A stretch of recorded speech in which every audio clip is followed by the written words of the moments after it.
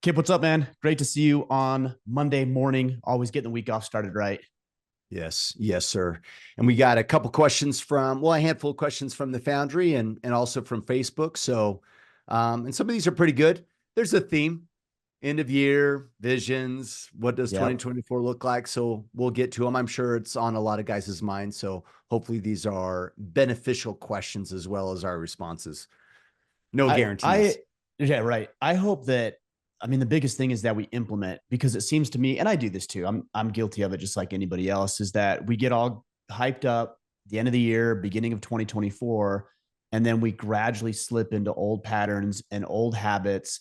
And then we do the same thing next year. And then you hear phrases like, 2023 was my warm up and 2024 is my year. And it's every single Yeah, year. And I've been there too. So I get it. I totally. would just hope that guys actually take the advice that either we share or they pick up somewhere else in a book or from one of our guests and actually implement it, not for the year, but as a lifelong strategy. And I think that's the key. If you decide to go into something and you decide that this is going to be a lifetime commitment, not, hey, I'm going to try this and see how it works, then you're going to be more likely to produce the results. If it comes from a credible source and it's proven to be a tool or a tactic or strategy that actually works. And one thing I will say that's helped, and I know I'm biased as I talk about this, but I need to bring this up. One thing that has helped thousands and thousands of men turn some of these tactics and strategies into long-term solutions to what they're trying to accomplish in life is having two things. It's having a brotherhood and it's having a framework. So if you have the tools and the systems, but you don't have a brotherhood to back you up, to support you along the way, or give you the kick in the pants when you need it, you might deviate. If you have a brotherhood, but you don't have any framework, well, you're just throwing spaghetti at the wall to see what sticks. Totally. So that's where the Iron Council comes in. You're going to have the framework because we have all of these tools and resources, conversations, accountability, monthly topics, assignments, challenges, conversations, guest experts. I mean, you name it. And then Yeah. you have a brotherhood of guys who are actually working and have a vested interest in you achieving and succeeding. So it is open right now, and it'll be open through the first week of January. We extended the open enrollment period just a little bit longer because I know there's going to be some stragglers that are like, Yeah. okay, now that it's 2024, it's January 1st. Now I can start Let me thinking sign about it. up. We'll Yeah. help you guys out too. So check it out, orderoman.com/Iron Council. So important, man. That tribe that we put ourselves around. In fact, this was my journal entry this morning as I was doing my morning routine on how critical it is to have a tribe around you that to be frank helps you when you're struggling, gives you the courage when you don't have courage, that speaks truth into you when you might be questioning things. And not only is that valuable, but for a lot of people, to be frank, some of their tribes are negative. So instead of getting that encouragement, instead of getting someone speaking truth and like calling you up, it's someone that's pulling you down, that's Mm-hmm. suggesting mediocrity. And it's the complete opposite. And this idea that we can, and don't get me wrong, like I like it. I like the thought of, hey, I shouldn't need those things, right? And I need to have self-discipline or whatever. But man, life happens. And sometimes we don't have the courage, we don't have the knowledge, we don't have the motivation. And it matters who we surround ourselves by. And a lot of us have, to be frank, mediocre people around us that probably talk into us in a more negative way than a positive one. Yeah. And it's crazy. You said something I found interesting. You said, I don't like that or what did you say? I don't like that it's this way, that we need to be around and Yeah, I why? mean, I like the idea of like I can have self-discipline and I don't Sure. need structure, right? I like that idea, but I'm not perfect, and I'll be short tomorrow and I'm gonna F things up next week. And if I'm surrounding myself around like-minded men that uplift me, my probability of success will skyrocket. Oh, I agree. It's just a really interesting thing. I hear it all the time. Guys are like, I don't need that. And I'm an Omega or whatever, whatever they call it. I'm going to do it on my own. And I don't need anybody else. And you can't rely on other people. And I don't know why that started happening. If a guy like that with that kind of attitude looks at other aspects of life, I guarantee that he values the idea of having a system in place, even if it's as simple as watching a football game on Sunday. Like you watch those guys, you're inspired by them, right? They're highly athletic, they're trained, they're disciplined, they're committed. Sure, they have self-discipline and all this stuff, but they're part of a program. There's a playbook. There's a literal playbook that they follow. They don't just do their own thing, they follow it. And then what they do is they actually go in and they review the tape and they see where they messed up, and they're accountable. The linemen are accountable to their quarterback, right? The quarterback is accountable to his receivers. The running back is accountable to his blockers. Like they're all accountable, saying, hey, you didn't do as good a job as you could have done right there. And nobody bats an eye when we see it in that context. But when it applies to our life, oh, well, I could do it on my own. What makes you think that? And why does that make you weak? You should have discipline. You should be committed. All the things that we talk about often. And you can also have men around you who support you, edify, uplift you, motivate you, inspire you, and keep you on the path. Well, and it's kind of a form of arrogance when I think about it, that I know everything. I mean, so much possibilities and what's available to me as a man was made possible through other men. Things that were never on my radar all of a sudden became possible because I saw it done by someone that I have a relationship with. We were kind of chatting kind of this morning and this weekend with Dom. I can't imagine, or I would probably bet, and maybe I'm making some major assumptions here, but Dom did some great stuff, is doing some great stuff. That was more likely made possible through him seeing you do something. Of course. And he goes, whoa, Ryan creates this movement, makes a difference. If he could do that, that's now available to me. It's just like the world records around the mile or whatever. Once someone beats that record, all of a sudden everyone starts beating it. What changed? Possibility. Yep. Was now made available. And men and people start going, oh, maybe that's available to me. That's now possible for me. Something that seemed impossible is now possible. And it almost requires another human to model that for us. So for us to self-evaluate and determine if that's available to, for us in our lives. Yeah. It's fascinating. Yeah. Well, and shout out to Dom. He didn't ask for us to mention this, but he has an organization called Sons of Thunder, which it looks like an organization he created through his ministries, his church and ministries. Yeah. And he had 40 guys show up. They're working with a family now, a single mother, and they're remodeling a home. It looks like they've donated to, I think, tens of thousands of dollars to charity between all of them. They're, like I said, they're remodeling this home. They're helping the youth. And I think his goal, if I remember correctly, I'd have to look at the text, something like having 1,000 men part of this organization and helping over 1 million people.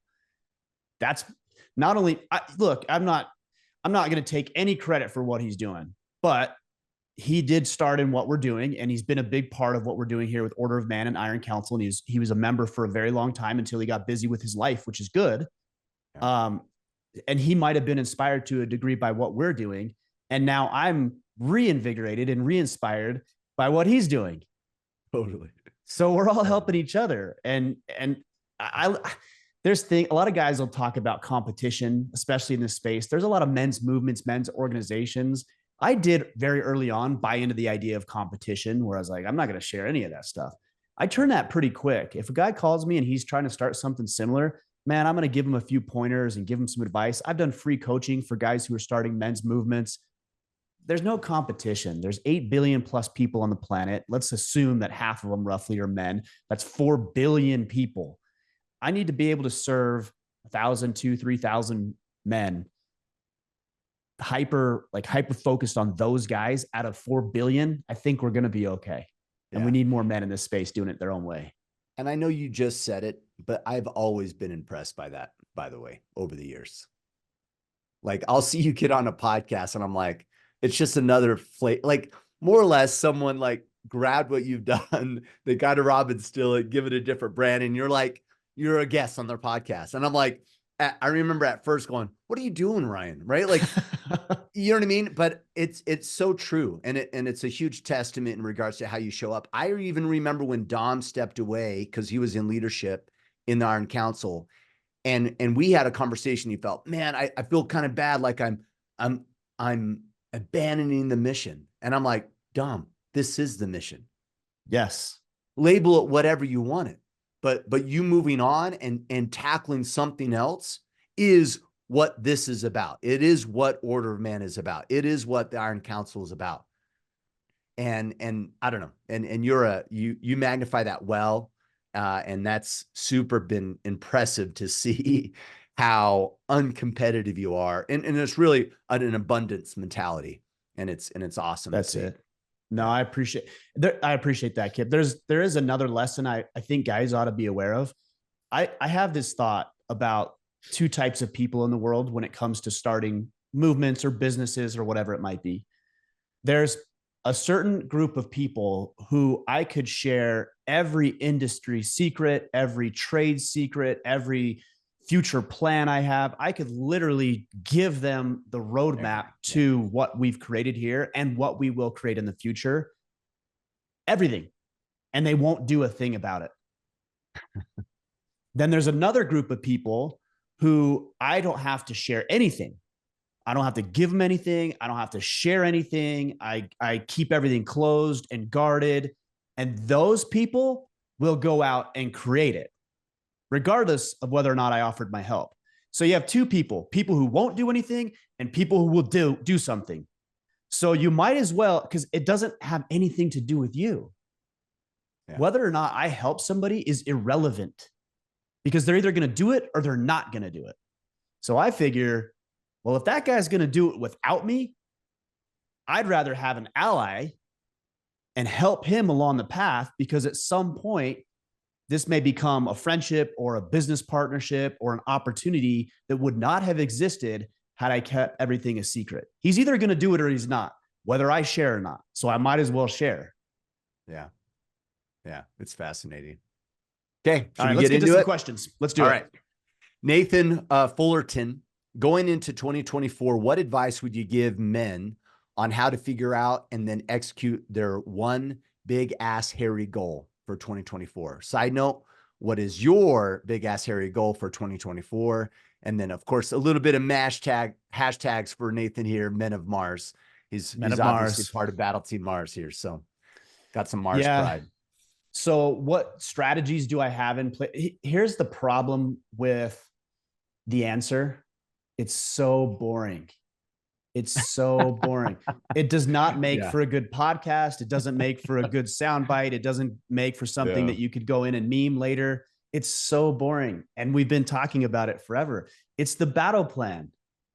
Yeah, it is. So let me explain that briefly for those of you guys who aren't aware of it. The battle plan is, number one, casting a vision for yourself. This is thinking about your future version of yourself. What would you like it to look like? How are you showing up? When life is good, how do you react? When life is bad, how do you respond? What kind of goals and dreams and desires? Is around you? What kind of work are you doing? It's that vision of who you want to be in the future. Once we start to craft that vision, then we work backwards into objectives. These are goals in 4 main categories. I won't get into all of it right now, but goals in 4 main categories of life that you can complete in 90 days. Not 120 days, not 30 days, in 90 days. Yeah. Right. In 90 days, what can you do? So this is kind of counter to that big ass, hairy, audacious goal or whatever Nate said. Sure. It's just doing it every single 90 days. And then the next 90 days is something else. And the next is something else, or adding on to what you currently did. Then from there, we work backwards into tactics. Some of you guys are already, I can see your eyes glossed over right now. You're already so bored. This is what I'm saying. It's boring.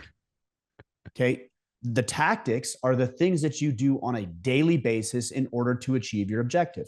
So if for the first quarter of 2024, you want to increase your bottom line from 100,000 to 200,000, just using easy math here, that's 100,000 in 90 days. That means that every day you need to make $1,000 more, a little more than, but roughly $1,000 more than you did the previous quarter. How do you do that? Well, maybe it's making more sales calls, and that becomes your daily tactic. I got to make 5 more sales calls per day. Maybe it's getting your current customers to buy more stuff from you. That also requires additional sales calls.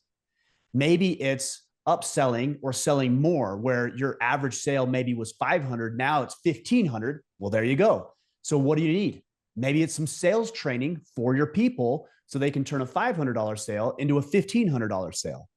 But the point is, there's a tactic, there's a measurable, quantifiable tactic that you can employ every single day that will inevitably produce that $100,000 additional revenue in the first quarter of 2024, which will inevitably lead you to being more of the kind of guy you want to be. Maybe you have a vision that you want to hire 100 people because you find tremendous value and satisfaction in growing your community and putting people to work in meaningful, fulfilling jobs. That's part of your vision. See how this all ties together? So I'm not necessarily a big, hairy, audacious goal kind of guy. I'm monotonous. I'm relentless. I'm consistent. And I know that the big results will take care of themselves. Now, I do have some bigger goals that will last longer than 90 days. One is to put together a huge men's summit. I don't see that happening in 2024 to the degree that I want, which is 1,000 men getting together for an annual summit. But I think we can get 400 or 500 people there for 2024. And I'm doing the same exact thing, working it backwards into tactics that I can employ every day to accomplish that goal in the fall of 2024. Yeah, it's perfect. Related to that, Joshua Collins, he says, what about your vision is the single most driving value you have? How did you come to that conclusion? For me, it's my faith, as that is what's guided every major decision I've made over the past 15 years, from going to Bible college to teaching a Christian school to moving out to where I'm now part of a church plant. I think that's an incredible driving factor. If that works for you, great. I am somebody who's spiritual. I believe in God, and I do go to church and participate in those types of activities. And the guys, I know where this is going already, but the guys who are devout are going to say, well, you need to do it this way. And maybe that is a way. I don't know. This is the way I do it. I'm driven by being a good man. And what does that mean? Well, I have my definition. Yeah. And you can have your definition. A couple of values, since he's asking about values, we talked about this last week. For me, it's adaptability. I need to learn how to adapt and evolve. And a man who can do that, I think, puts himself light years ahead of anybody else, because life is going to come at you fast. Things are going to happen in your benefit. Things are going to happen that are going to work against you. You're going to have situations that you create for yourself, situations thrust upon you that are of no fault of your own.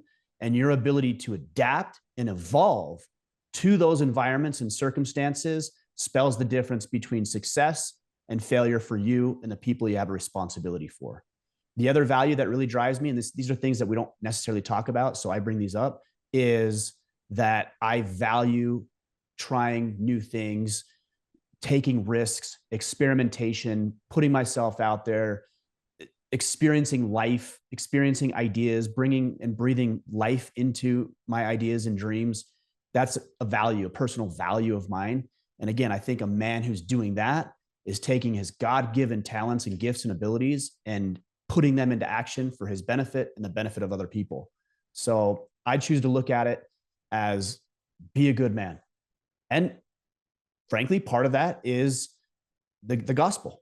You know, I do look to the gospel as an example of what it means to be a good man and how good men show up for themselves and other people. So certainly it's infused into my doctrine, if you want to call it that, or my guiding principles. All right. Next question, Austin Rudy. What is your strategy for creating a successful time block schedule? Do you find it easier to physically write it out, type it out, have notification systems on your devices, or etc.? I don't write it out because I don't want to take the time to do that. And it's clunky and I'd have to do it every week. And a lot of my tasks are reoccurring. That's kind of the point of time blocking. It happens every Wednesday from 9 to 11. Why would I need to write that out every week? Regarding notifications, I don't do notifications on my phone. I don't, there's no social media notifications. My Ring thing is silent. I don't get text notifications. I don't get games or app notifications, nothing. I have no notifications on my phone. That's funny. I turn mine off too. I don't get notifications, not even for a text message. Yeah. It's huge because here's what happens. Kip, you texted me this morning, and Yep. so did, a dozen other people. I'll check it at my convenience. And when did I check the text from you? Because I know every Monday morning you're going to say, hey, here, we're good for questions, or we need a few questions. And so like, I know when you're going to send that text. Yeah. If it's something else, I'll do it when it's convenient for me. That's it. And then I might check it periodically, maybe after a meeting, or I have a 2.5 hour block this morning where I'm recording with you. And then I have another podcast after this. I can check my stuff in 3 hours. It's fine. Yeah. So if you turn off notifications, that's huge. But what I do for time blocking, just calendaring in general, is I use Google Calendar, and I live and die by the calendar. And I go in, I set up reoccurring tasks. So our Monday morning Ask Me Anything is a reoccurring meeting with you. It's not real complicated for me. I've been doing it so long that it's just the calendar. And I put it in there, and that way I can pull it up. And if somebody says, hey, can you meet at Monday at 9? I can either look at it, or for some things I know because I've been doing them so long, and I say, no, I can't meet at Monday at 9 because that's a standing meeting with Kip. And I literally, it's unavailable. There might be a few exceptions to that, right? If there's an emergency, or maybe a huge opportunity that presents itself, I'll call and coordinate with you. Or I happen to be maybe out hunting or something, and then I'll make the arrangements. But outside of that, the meetings are the meetings, and I attend those things like they're religious. Yeah, me too. The only things maybe to add for Austin to consider, it's not just work. So family life is no different. So my workout is on there. When I pick up, drop off kids, when they have recitals, I mean, everything is on that calendar. My wife sounds kind of cold, but she knows it's the same thing. So she'll send me meeting invites of, hey, we have this thing. And that's how I coordinate and make sure I prioritize.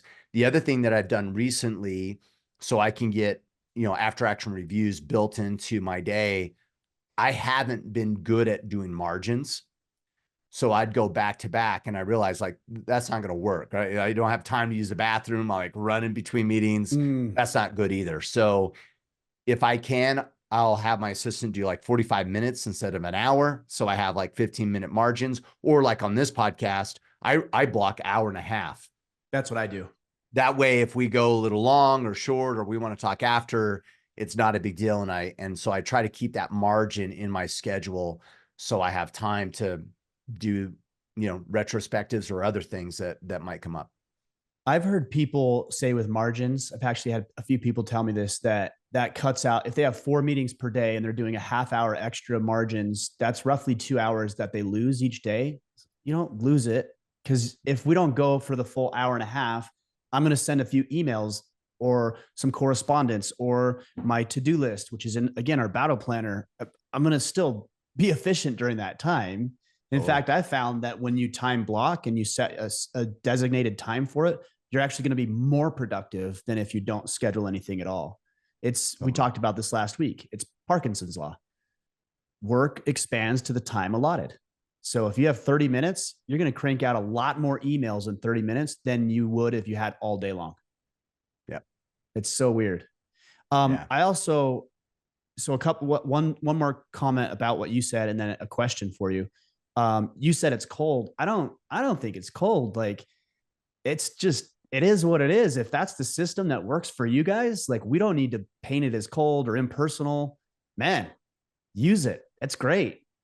Yeah. And then the last thing I was going to ask you about this, do you use different colors and different calendars for different things? I don't do that personally. Yeah. Why? I'll tell you why. I want to hear why you. Yeah. So I use one calendar for everything. I used to like, I'll use Google for my personal calendar, and then had a work calendar. I'm like, no. It's Kip's calendar. Things need to integrate. This isn't work-life balance. It's work-life integration. It's my life. It's life. Right? So everything is in one calendar. I do put colors on there, and it's really to be frank, I flag when I'm driving. So then that way my assistant knows that, okay, he could do a phone call during these blocks. Okay. Or prioritize things differently. So like everything that's Iron Council related or Order Man, it's orange in honor of your branding. It's orange on my calendar, and those are non-negotiables. And so Tori knows, like, don't touch those. Now, Interesting. if she's scheduled other things that are blue, she's managing schedules. So she'll determine like, oh, this came up. Kip says it's really important, so I'm going to bump this person and move. So she knows what she can touch, and then she knows what she can't. Yeah. And that's why I do the coloring. I don't personally do that. It's all just one color. And I've always just said, hey, everything is important. Like doing this podcast is the same priority as, another conversation I might have later, and the same priority as, well, maybe not the same, but again, if push came to shove, I might need to change some things around. But my daughter's dance recital, for example, but it all has importance. And so I just do one color. But what you're saying makes some sense. There might be some reasons to do that. The other thing that crosses my mind too, I block focus time and like deep work time too. We have a tendency not to do that stuff. It's like, oh, it involves someone else, so I'll book it. I won't get anything done. I mean, if I look at my calendar, right? If I don't block time to actually get heads down, there's no time to actually do the work that we're talking about in meetings. Yeah. And so I block that focus time as well. Really important. I don't personally do that, but I tend to be pretty efficient with my time when I don't have anything else, because I have it all written down. So I can go in and say, all right, I got an hour. What do I need to do? And I'll look for a task that I think will take me an hour, or two that'll take me half hour each. And I'll just crank through them, and just having that list and then literally being able to check it off has been really helpful for me. Yeah, totally. All right. Danny Skolnick, is it appropriate to keep the same vision for an undetermined amount of time if it is still applicable? I think the answer is yes, but wanted to verify for my friend. I think in Sovereignty and the Forge, it's suggested to write out a 10 to 20-year vision. So I'm thinking if I like this quarter's vision, then keep it for the moving forward. Yeah, completely appropriate. If it's still compelling, if it's still driving you to be aspirational, if it's still something that speaks to you, your heart, your soul, your mind, yeah, but no reason to change it. Yeah. The one caveat I would say, or disclaimer, is just don't grow complacent. Yeah. It's very easy to get complacent. In fact, when I just pulled up my task list that I write down from that last question, I noticed something and I just checked it off. Noticed something that I didn't check off that I did last week. And I only say that because it's easy to get busy with life and other things that we forget to move forward and we forget to grow. And sometimes we're able to deceive ourselves into thinking that we're better than we are, or we're doing better than we are. Case in point, when I went through my divorce, it was a shock to me. Yeah. It was a complete shock. You were operating from the like, hey, everything's fine kind of mentality, right? I thought it was. Got complacent. Yeah. Yeah. And it's that old adage of put a frog in boiling water, and he'll jump right out, but put him in cold water and gradually heat it up, he'll stay there and cook himself to death. Like, you've all heard that. Yeah. That's true. I didn't really think it was all that bad. And then my ex told me that. I was like, wait, what? It was a complete shock to me. Now looking back, where I am in my life now, clean, sober, healthy, emotionally, spiritually, I'm like, yeah, that tracks. That makes sense. Yeah. Because I'm in a completely different space. I'm thinking if I was married to that person, I'd make, the similar moves that she did. So, but I would deceive myself and got comfortable and complacent. And I think not revisiting a vision will maybe exacerbate that problem a little bit, or at least just allow it to continue. So just don't grow complacent. Make sure it still is aspirational and motivational. Yeah. What other advice would you give around visions? Because I feel, Danny's obviously navigating this water, right? In regards to how does he most effectively use this? And one thing that I think that we have a tendency to do, and I've seen this in Iron Council over the years, is we'll write this compelling vision. It will move, touch, and inspire us. We're committed to it. We'll execute the battle plan. And then we'll never look at that vision again. Yeah. Like even through the quarter and a month in, we kind of lose our way a little bit maybe. and not revisit it enough. And so for me personally, I realized that years ago. And so my bookmark that I use in my daily journaling is my vision on a card. So I'll write in my journal and then I read that card as a reminder. So I'm daily focused on what that vision is. And of course, it should pivot and change and adjust and whatever, but that's how I make sure I don't lose sight of that. But what Yeah. other advice would you give around vision that we kind of common mistakes, that we see in the Iron Council from time to time? One thing I would say, I have two thoughts on this. One thing I would say is in a vision, don't focus so much on what you want to do and focus instead on who you want to be. Yeah. Because what you want to do comes after who you want to be. Like you talk about the be do have, right?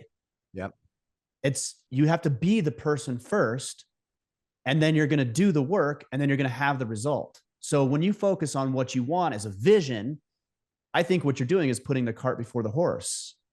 You got to figure out who you're going to be, and you got to be that person first, and the results will follow. That's the natural order of things.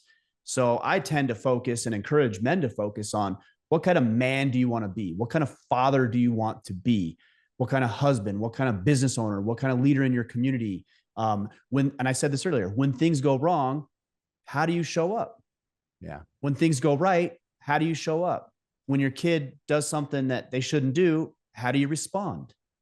When you are faced with a hardship, bankruptcy, medical condition, divorce, loss of a loved one, how do you walk through that? And how do you navigate other people through that?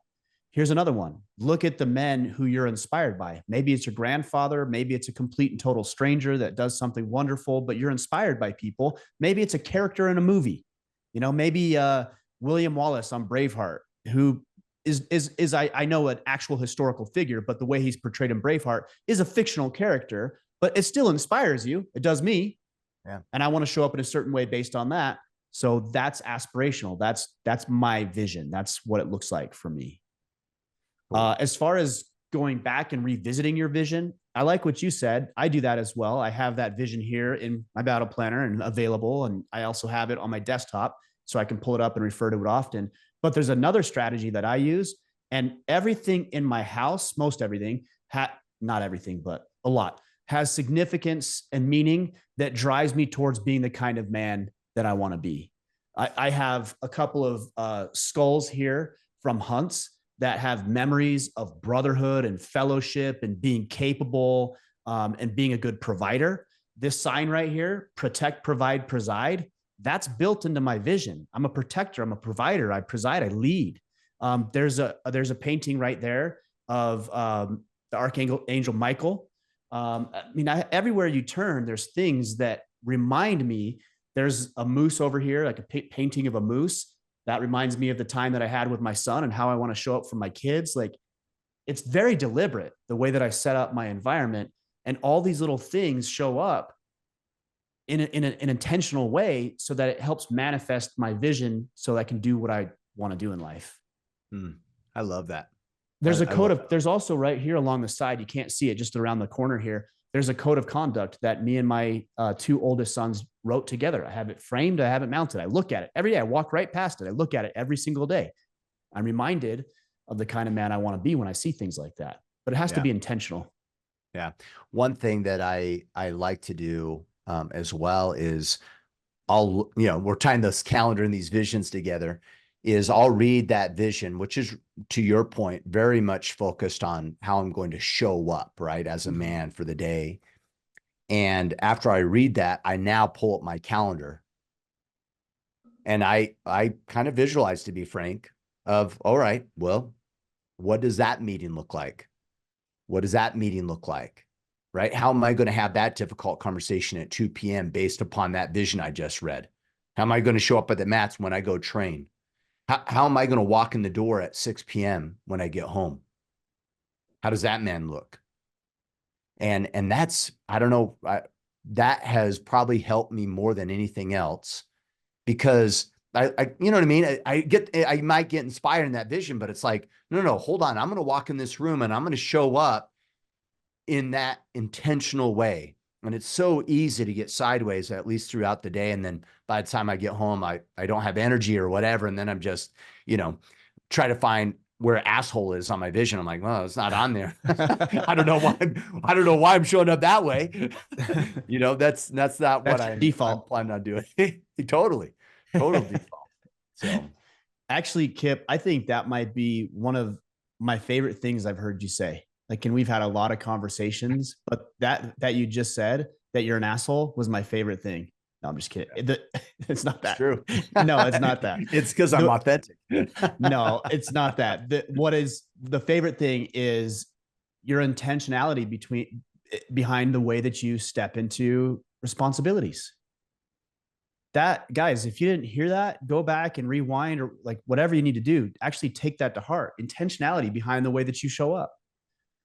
We do that for select things.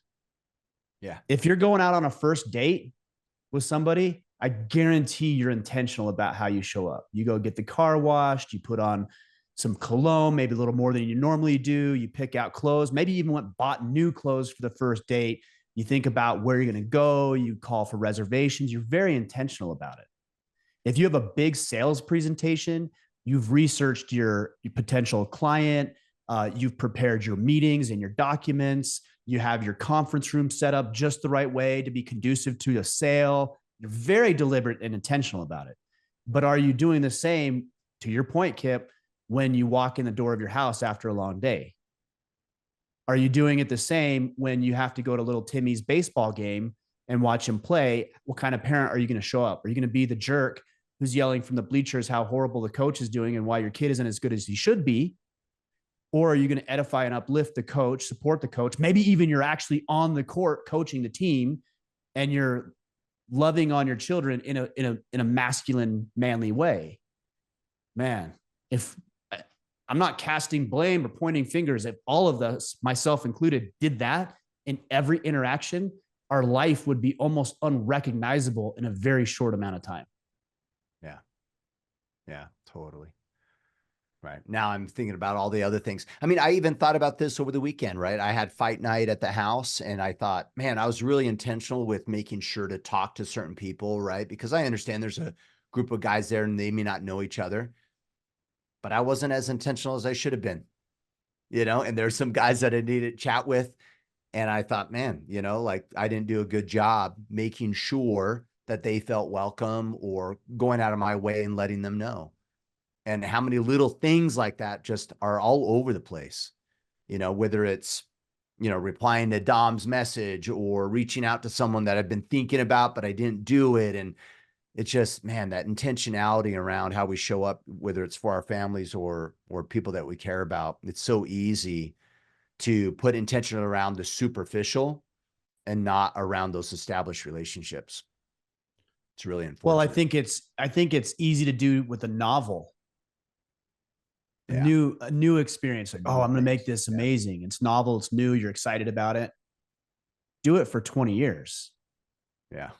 Like, be in that business for 20 years and show me a guy who treats a 20-year career like he did on day one. And I guarantee that guy's successful. Yeah. Same thing with even a relationship, a marriage. A guy who treats his wife after 20 years the way that he did when he dated her is going to be in a happy, thriving marriage. I can't say that I did that. I didn't do that, which is why I am where I am. But had I done that, it would be different. So powerful. Love it. What's next, Kip? Paul Sanote, in a work environment, what advice can you offer in ways of managing older men? He has kind of two examples, and I'm going to summarize them. Example one, he has one guy that's belligerent, doesn't agree with the company values. He openly speaks about how unhappy he is with his salary, constant complaining. The other guy kind of misses the mark and throws in the towel easily when things get hard. He says, while this sounds like bitching, I'm grateful for this experience. And I have some hilarious tales that could be straight out of a sitcom, but advice on how to maybe deal with these men. So I wrote down a couple of notes as he was saying that. The second guy you need to enlist in the cause. The guy that throws in the towel. Yeah. You need to enlist him. You need to make him in charge of something. Mm. Not something, hugely important, but But give him a inspire him, empower him. Yeah. Empower him, give him some responsibility. And he's going to do one of two things. He's either going to start buying into it, or he's like, this is dumb. I'm out of here. Fine. I don't care. Either one of those is fine with me. The first guy, I'd confront. I would do it in a tactful, respectful way. But let's say you're that guy, Kip. Little role play here. Hey, Kip, can I talk with you? Yeah, you can talk to me. All right, cool. We do this in private, by the way, right? So we do this not confrontational in front of everybody else, because that's threatening, and then he's going to push harder and it's going to turn into a mess. Yeah. Hey, Kip, I need to talk with you about something. So we sit down. Hey, look, I'm in a really precarious situation here. I'm a younger guy than you are. I'm not nearly as experienced as you are. You've been in this business and at this game for significantly longer than I have. But that being said, I'm in this position to do a job. And the job requires that I have everybody on board. And that doesn't mean just productive. That means helpful and supportive and part of the team. I love having you here because you've been here for a long time. And I think I could learn a lot from you. But in order for that to happen, there's some things that I'm going to need to see change in you. And the way that you show up is not conducive to a team environment and the culture that I want to create. So I'm going to ask you to please stop with the complaining and the griping and the moaning in front of everybody. If there's an issue that you have, I will give you the respect that you deserve by hearing your issue, and you will give me the respect I deserve by bringing it to me and me alone and giving me the chance to fix it before you start impacting the rest of the team negatively. Can we work together on that? It's good, man. He's going to say one or two things: screw off, or yeah, I think I can do that. And you might have to have that conversation in different forms several times, but you might see improvement. If he says screw off, good. I don't want you on the team anyways if you're going to act like that. Yeah. And you don't have to fire him. You don't have to have any conversations about what can you do with this guy. No, this guy wants to act like a baby, then you need to treat him like a man, because everybody else is accustomed to him acting like a baby, and then they treat him like a baby, which is a faulty incentive. You're incentivizing to be that way. So treat him like a man, and if he can't man up and step up, then he can leave. It might actually be better that he does without you having to fire the guy. Well, and I like playing to the impact that he has, right? You got experience. Let me say one thing there, Kip, on that. Yeah. And I want to hear what you have to say. I just want to be very careful. You're not even playing to it. That's real. Yeah. Like the guy does have some value to add. We need to unpack and uncover it and pull all the grime off of it so we can actually see what's going on here. Anyway, so I just want to say that it's not a manipulation tactic. It's true. Totally. Yeah, totally. Well, and a lot of people that have that negative approach, they're playing small. It's like, hey, you can complain all you want, and you might be right on those complaints, but dude, instead of just complaining, let's do something about it. Let's pivot. Let's change. And for that to be possible, I need you to level up on the issues. Right? Playing small is running your mouth. Playing big is, hey, let's grab that complaint, that issue, that feedback that you have, and let's address it in a positive way that gets people on board. Let's make some adjustments. Let's make some pivots and empower our people instead of just running our mouths and playing small. Yep. Right. I had kind of an example of this, a little bit example of this, last week where I had, and I get to have this fun conversation today, actually, with this individual. But this person pings me and says, "Hey, Kip, man, I got some feedback on this person over here, right?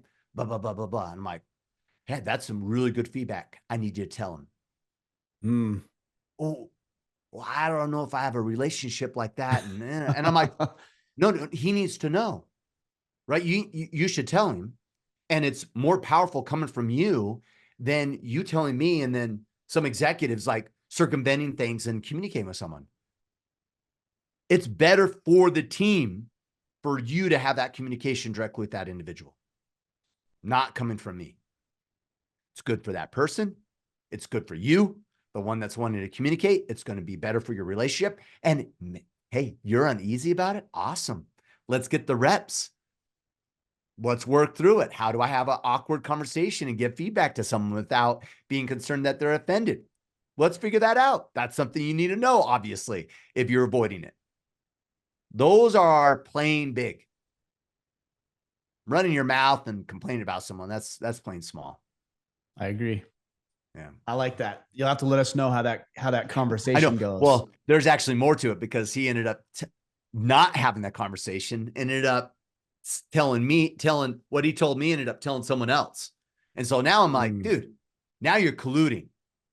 Yeah. Now you're he's going around you. He's messing with the chain of command. Yeah. Yep. And now you're undermining someone. Hey, we're one team. Stop running your mouth. Now you're gossiping. Now you're colluding with people. Yep. That's not good. It's very childish behavior. You know, this is called order of man. And look, we've all run away from confrontation in one form or the other, but that's not mature to do. The mature thing is to address it, even though it'll be uncomfortable, bring it up and take care of it. Just take care of it. Yeah, totally. All right. Bob Ross, why are most men so quick to put others down or chastise them for being a wimp if they spend time creating? So I'm assuming he's kind of leaning into the arts. Example, I'm proud that I'm a potter and a painter, but most times I let other men know that they scoff at the idea. It does not affect me. I just don't think I understand why some choose to mock instead of support. I may not choose your form of relaxation, but I will not be critical of what you enjoy. I don't know. I don't really care. Yeah. It does, like, the answer to the question is irrelevant to me. We can discuss well, and to some extent should be irrelevant to you, right? Because otherwise, if you're giving too much attention to it, is kind of what I'm hearing you say. Yeah, I'm not saying your question is unimportant. I'm just saying, even if I gave you the perfect answer, what would change about your life? Yeah. Would anything? I don't know that the answer is real relevant in this acute context that you're talking about. In the greater scheme of things, yeah, the idea that people put each other down and mock each other and poke at each other in unhealthy ways, yeah, I think we should certainly address that. And we see it. Like, I see it in the Facebook group all the time. I see it. Yeah, and I don't understand it either. I don't get it. I said this the other day. I've never looked at a profession or a hobby or an activity and you know, like, lifted up the skirt of that hobby and saw a pair of little testicles because that makes it a manly hobby. Like, pottery, that's unmanly. I don't feel that way. So I'm going to focus on people who support me, who edify me, who inspire me, who motivate me. And then the rest doesn't matter. But to answer your question in the spirit in which it's asked, I would say that that's some insecurity on the part of other guys. Like, secure men don't make fun of other people. It's not even on their radar. I'm not saying this in a bad way. It might come across wrong, but like, you doing pottery is not even on my radar because I have other things I'm excited. And now I'm glad for you. I'm happy for you. And you've been a big supporter. He's been a big supporter of what we're doing here. And he always asks questions and engages. I'm excited you found something you're passionate about, but it's just not on my radar. Why should it be?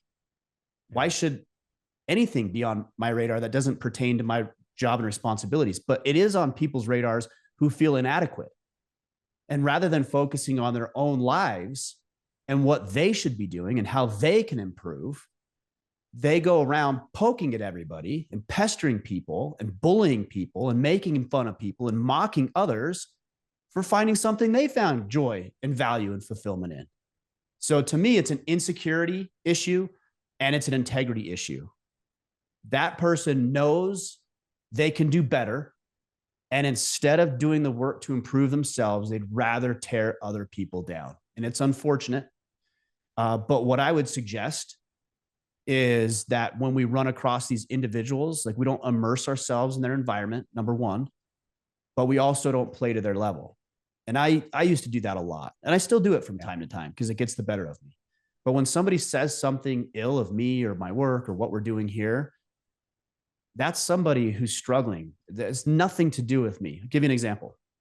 This was probably 2 or 3 years ago.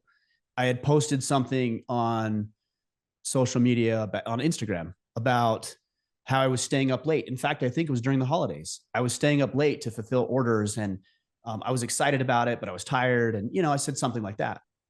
And somebody came on and commented, and he said it very, very condescending and arrogant, was like, men used to die on the railroad tracks, and there's guys that have it way harder than you, and you're complaining about having to stay up late. And it just kind of went on and on. And Yeah. I wrote back very respectfully in a moment of clarity. I said, look, I don't know what your job is. It sounds like it might be very mentally, emotionally, physical, draining and exhausting. And hey, all respect to you. Like, I don't have to do that. And I'm grateful, but I also don't compare my challenges to other people's, and would hope that other people don't compare theirs to mine. We all have different things that we're going through. And I said something very, I would say very classy, right? Like I just Yeah. handled it with some grace and class. And months later, I only remember this story because months later, this guy reaches back out to me and he said something to the effect, I'm paraphrasing here, but hey, Ryan, I made this comment months ago. I don't even know if you remember, but I was having a bad time. I was going through something at the time. And I said something just that I shouldn't have said. And you handled it really respectfully, and you said something really respectful back. And I just wanted to say, I'm sorry. And of course, I accepted it. Hey, man, no problem. I've had bad times too. I've responded poorly in a moment of confusion or cloudiness, and it's all good, man. I'm glad we talked about it. I'm glad you're here, still here supporting. Awesome. Let's drive on. That's crazy. I had one a couple years ago, no joke, dude. And I didn't even forward it to you, but it was talked about you and me. And this guy straight up was like, hope you guys rot and die in hell, kind of like it was Dang. crazy. Like out of nowhere, I'm like, holy crap.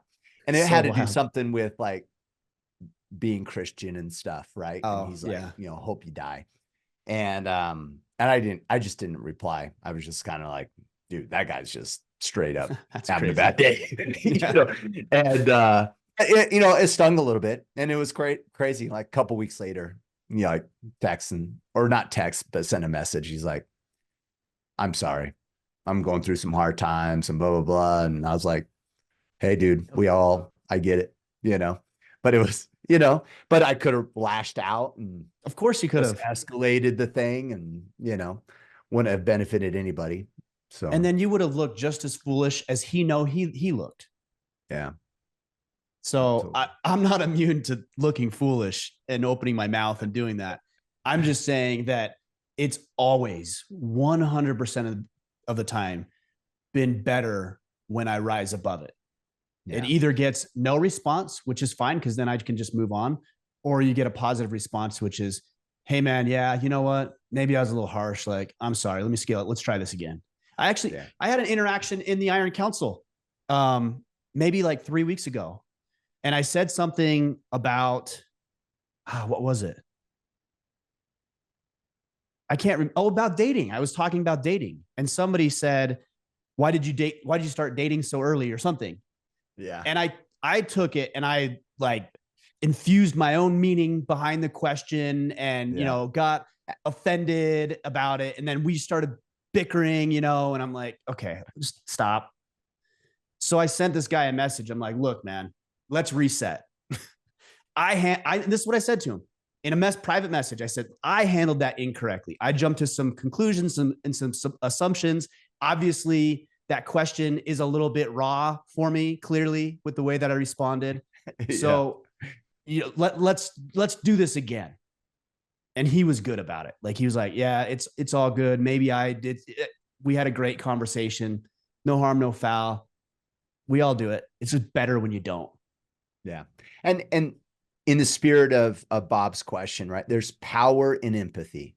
There's power in understanding human behaviors, because often ill responses and people getting triggered will jump to way different perception and conclusions versus reality of human nature is, oh, someone's lashing out. Oh, that person's overly arrogant. Well, actually, when most people act overly arrogant because they actually have a low self-esteem, like there's power in understanding a little bit of that human condition, and it allows us to just possibly deal with what's so and not take things as personal as we normally do. One situation that could be coming up, and I've seen things like this happen where, somebody pokes fun at you for pottery. This could actually be a real thing. I've seen scenarios like this. That kid was young and he was super into the arts. Yeah. And his dad said, "Why are you such a little pussy? Men don't do that." Yeah. And then he put down the paints, he put down the pottery, he put the clay down. Something he loved and wanted to do and found value in. And then he went and played football instead, or whatever his dad told him to do. And he grew up thinking that was infused into him. And now he has some bitterness and contention and resentment around it. And he's regurgitating what he learned as a kid. I know it sounds extreme. I've heard of scenarios like that. Oh, totally. And in that case, the best thing you can do is, to your point, show some empathy, because maybe you inspire him to pick up the paintbrush again now that he's a 40-year-old man and no longer under the thumb of his father, which was a toxic relationship. I know it's like we're jumping to some big things here, but this is stuff that happens. Yeah. Totally. All right. Last question. Justin Doyle, what do you think about the concept that at some fundamental level, certain aspects of people are simply that person being who or how they are? For example, for some, it's their deeply held religious beliefs, and others, ethos, like a man's belief that he must provide to have value in the household. Ultimately, where is the line between areas of change versus the idea of a package deal, I am who I am mentality? Well, that's certainly true. Yeah. People are going to adopt certain doctrines or dogmas that wherever they picked it up from, and they're just not going to change. Yeah. You should recognize that.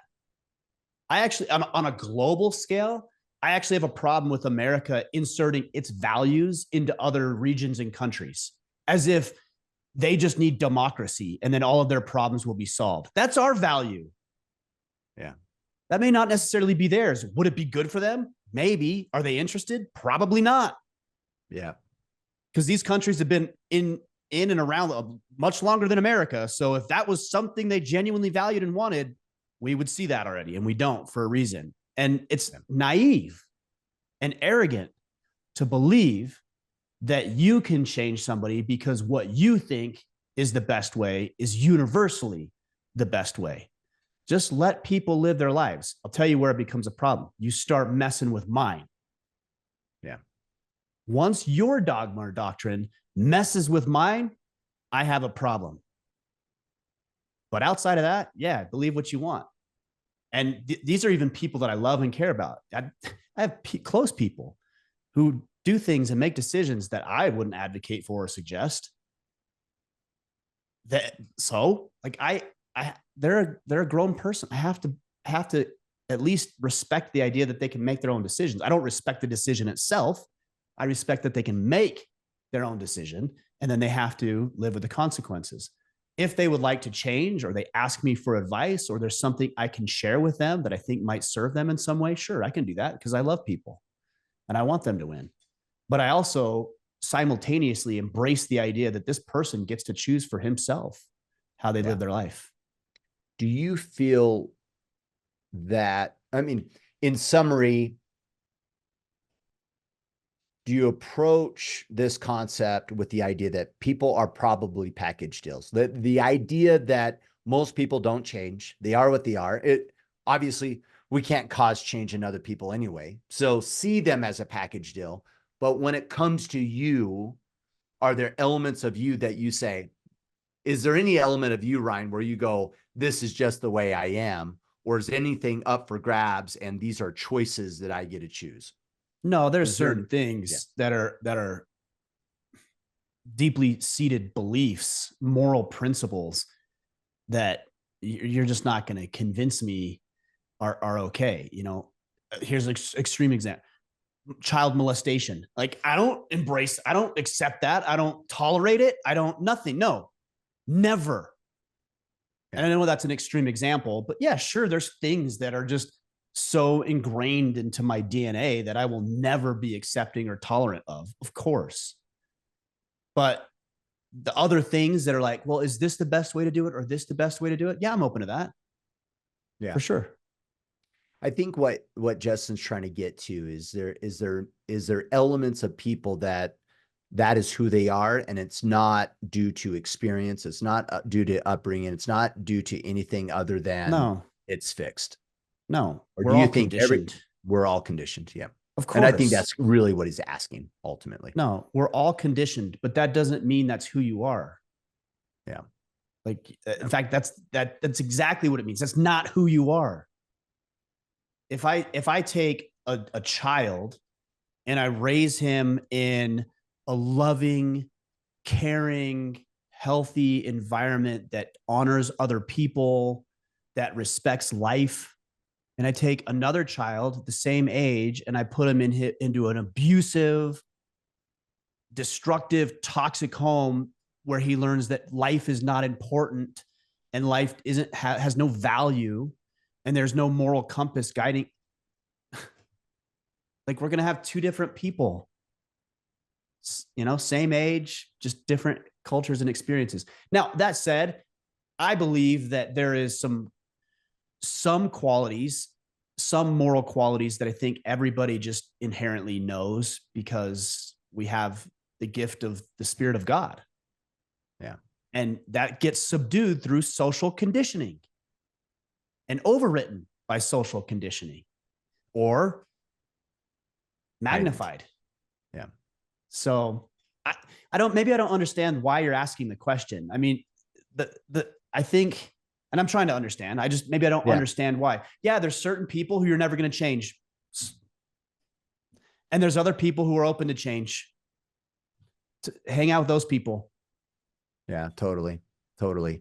And I love the idea. I don't know why that's empowered me over the years, that understanding that most people don't change. It really helps me, because then I stop running around thinking everyone's wrong and, and that they should be, you know what I mean? Like, but I don't accept that for myself. But I understand that for most people, they won't. And it's a little sad, to be frank, but it's on their terms, through their agency and freedom, that change is made available. And all that we can do is be a light of that and support them in the process of their agency and freedom of choice. So I wrote this question down. Do we serve others because they'll change or because it's the right thing to do? Yeah. And and let me add to it, how often do we do things because we're expecting change out of people? That's where you're going to get yourself into trouble. Yeah. Expectations. Because if you're doing something with the expectation that somebody will change, you are going to be disappointed. Yeah. It's out of your control. But if you're serving because it's the right thing to do, which I believe it is, then the outcome, you're separated from the outcome. The outcome really doesn't matter. It's about how you show up, who you are. So, like, being, when you're donating money to charity, do you have to have your name blasted all over everything or not? Now, if your business is doing it, you can make a case that it's marketing. Yeah, I get it.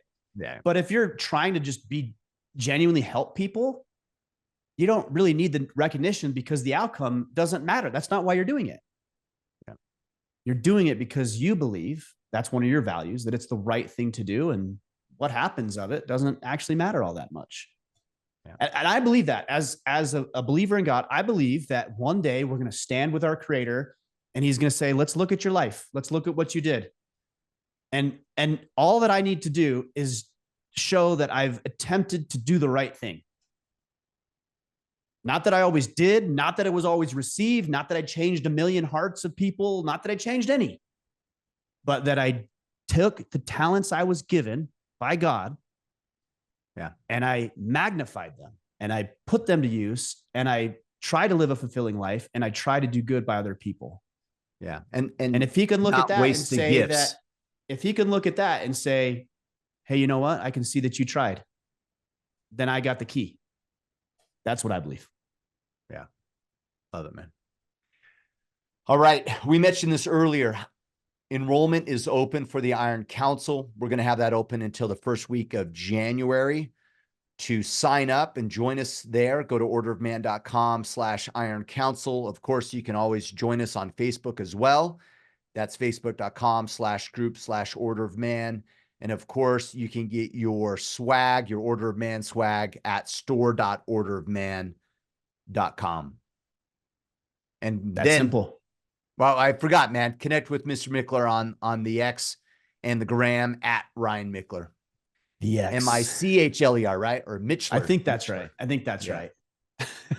We still need to do Skip Jorgensen and Brian Mitchler as a podcast.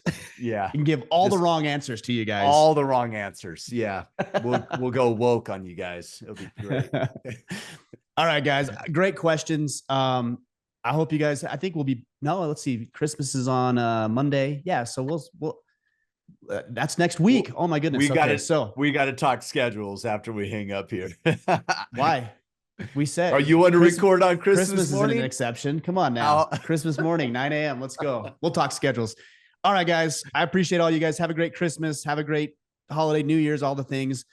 Keep asking those questions. We'll keep providing answers. Hopefully they serve you in some way. Go out there, take action, and become the man you are meant to be.